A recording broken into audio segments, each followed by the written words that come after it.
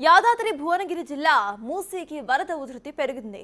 వలిగొండ మండలంలో road level bridge మీద ఉధృతంగా ప్రవహిస్తోంది వరద. దీంతో రాకపోకలకు అంతరాయం కలిగింది.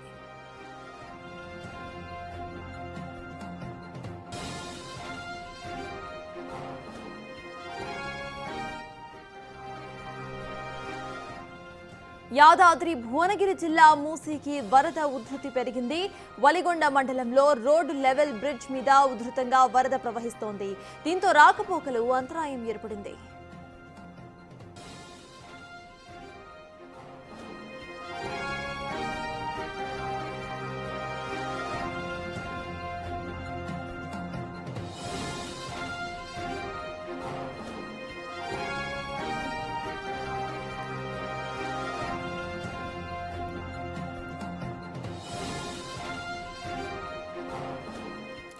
ఇదే అంశంపై పూర్తి డీటెయిల్స్ మా ప్రతినిధి రమేష్ అందించడానికి సిద్ధంగా ఉన్నారు. రమేష్, చెప్పండి, ప్రెసెంట్ యాదాద్రి భువనగిరి జిల్లాలో వరద పరిస్థితి ఎలా ఉంది? అక్కడ రెస్క్యూ ఆపరేషన్స్ ఏ రకంగా నడుస్తున్నాయి? అప్డేట్స్ ఏంటి?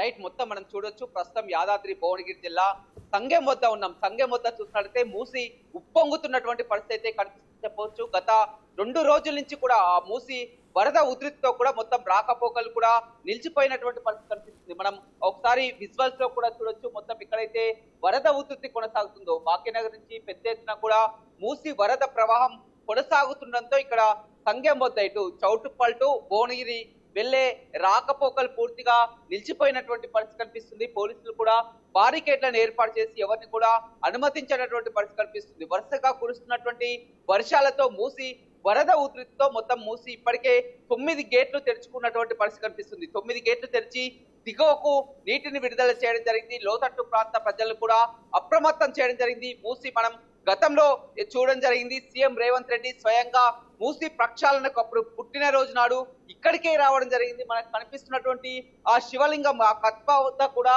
ప్రత్యేక పూజలు కూడా చేయడం జరిగింది. మూసి ఆ ప్రవాహం అప్పుడైతే మూసి ప్రవాహం లేదు. ఒకవేళ మూసి ఉప్పొంగితే ఆ ప్రవాహం ఏ విధంగా ఉందో మనం ఇప్పుడు బిగ్ టీవీ ఎక్స్క్లూజివ్ గా చూస్తున్నాం. ఎక్కడికక్కడ వరద ప్రవాహం అంతా కూడా ఉప్పొంగుతున్నటువంటి పరిస్థితి కనిపిస్తుంది. ఈ రోడ్డు ఏదైతే ఉందో పూర్తిగా రాకపోకలు నిలిపివేశారు.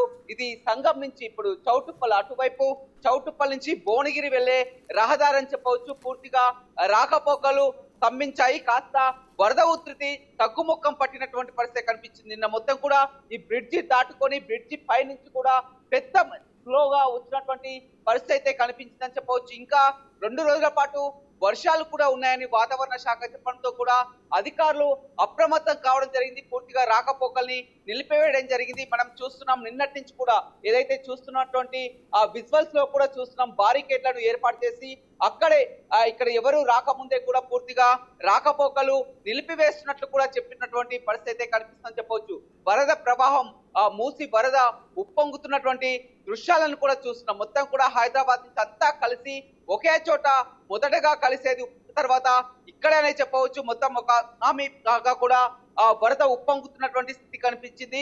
మొత్తం బ్రిడ్జి పై నుంచి కూడా నీరు వెళ్లి కూడా రాకపోకలకు అంతా పూర్తిగా అంతరాయం కలగడంతో కూడా పోలీసులు రెవెన్యూ యంత్రాంగం అంతా కూడా ఇక్కడ రాకపోకలు నిలిపివేయడం జరిగింది. గతంలో సీఎం రేవంత్ రెడ్డి ఇక్కడికే వచ్చి ప్రత్యేక పూజలు కూడా ఇక్కడ చేయడం జరిగింది. దీనంతా కూడా కొలుస్తారు. మూసి ప్రక్షాళన కోసం కూడా నిన్న మూసిపై కూడా అధికారులతో సమీక్షా సమావేశాన్ని కూడా జరిపినటువంటి పరిస్థితి కూడా కనిపించిందని చెప్పవచ్చు. ప్రస్తుతం మాత్రం పరిస్థితి కాస్త సద్దుమణిగింది.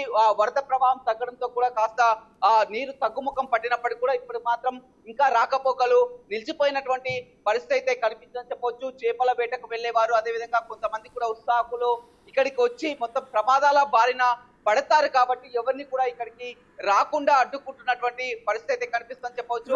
పూర్తిగా ఇక్కడ నుంచి కూడా మూసి ప్రవాహం అనేది ఏదైతే మూసి విడిచి ఉందో కేతపల్లి వద్దకు చేరుకుంటుంది. అక్కడ 9 గేట్లను కూడా విడుదల చేసి నీటిని దిగువకు విడుదల చేస్తున్నటువంటి పరిస్థితి అయితే కనపడుతుంది.